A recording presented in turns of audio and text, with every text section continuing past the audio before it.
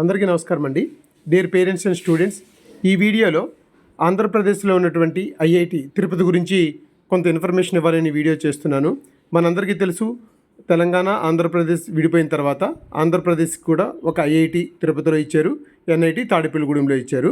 అది ఉమ్మడి రాష్ట్రంలో ఉన్నప్పుడైతే ఐఐటి వచ్చేటప్పటికి హైదరాబాద్లో ఉండేది, ఎన్ఐటి వచ్చేటప్పటికి వరంగల్.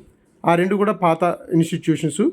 ఏవైతే మన ఆంధ్రప్రదేశ్ స్టేట్ వచ్చిన తర్వాత ఐఐటి తిరుపతిలోని మనకి ఐఐటిని అయితే శాంక్షన్ చేయడం జరిగింది.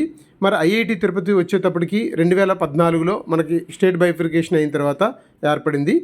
దీన్ని మార్చి 28, 2015 దీనికి శంకుస్థాపన చేశారు. మరి ఇనీషియల్గా తాత్కాలిక క్యాంపస్లో ఐఐటి మద్రాస్ సహకారంతో 2015లోని తిరుపతి రేణుగుంట రోడ్లోని తాత్కాలిక భవనంలోనైతే ఈ ఐఐటిని రన్ చేస్తూ ఉన్నారు. తర్వాత టీడీపీ గవర్నమెంట్ వచ్చిన తర్వాత 548 ఎకరాల్లోని దీనికి ఒక క్యాంపస్ అంటూ నిర్మించడానికి ప్లాన్ అయితే జరుగుతూ వచ్చింది.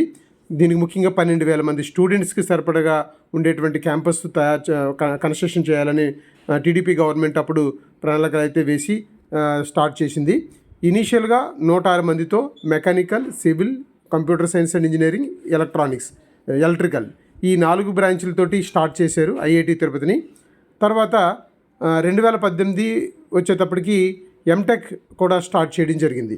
ఎంటెక్ కూడా స్టార్ట్ చేసిన తర్వాత క్యాంపస్ తర్వాత కన్స్ట్రక్షన్ పూర్తవ్వడం, దాంట్లోని ఇప్పుడు 1667 మంది స్టూడెంట్స్, అందులో 913 మంది ఓన్లీ బీటెక్ స్టూడెంట్స్ ఉన్నారు. ఇప్పుడు మనము ఆంధ్రప్రదేశ్లో ఒక ఐఐటి తిరుపతి ఉంది అంటే ఈరోజు ఈ 10 ఇయర్స్లో చాలా మంచి ఇంప్రూవ్మెంట్ అయింది. ముఖ్యంగా ఇక్కడ మహిళలు, మన ఆంధ్రప్రదేశ్ తెలంగాణకు సంబంధించి మహిళలు చదువుకోవడానికి అయితే చాలా సెక్యూరిటీగా, చాలా మంచి వాతావరణంతో ఉన్నటువంటి క్యాంపస్.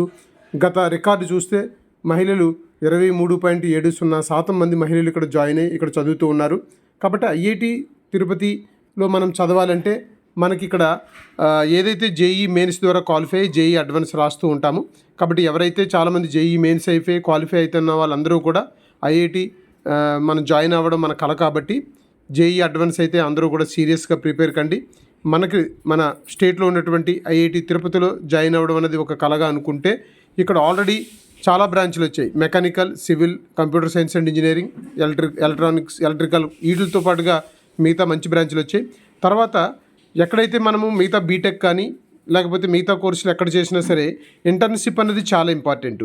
ఐఐటి తిరుపతి వాళ్ళు ఇంటర్న్షిప్కి ఈ సమ్మర్కి వాళ్ళు అనౌన్స్ చేయడం జరిగింది. ఇది 2 months ఉంటుంది. ఇది కూడా మీరు ఒకసారి చూడండి. దీనికి సంబంధించి స్పెషల్గా ఒక వీడియో కూడా చేస్తాను. ప్రతి బీటెక్ చేసేటువంటి స్టూడెంటు, ప్రతి ఎన్ఐటి ఐఐటీలో చదివినటువంటి స్టూడెంట్ కూడా మధ్యలో మనం అంటే 3rd year అయిపోయిన తర్వాత ఇంటర్న్షిప్ చాలా చేయాల్సి ఉంటుంది. 3-4 ఇంటర్న్షిప్ కూడా చేయగలిగితే మంచిది. అందులో తిరుపతి లాంటి ఐఐటీలో ఇంటర్న్షిప్ చేస్తే దానికి వాల్యూ కూడా ఉంటుంది.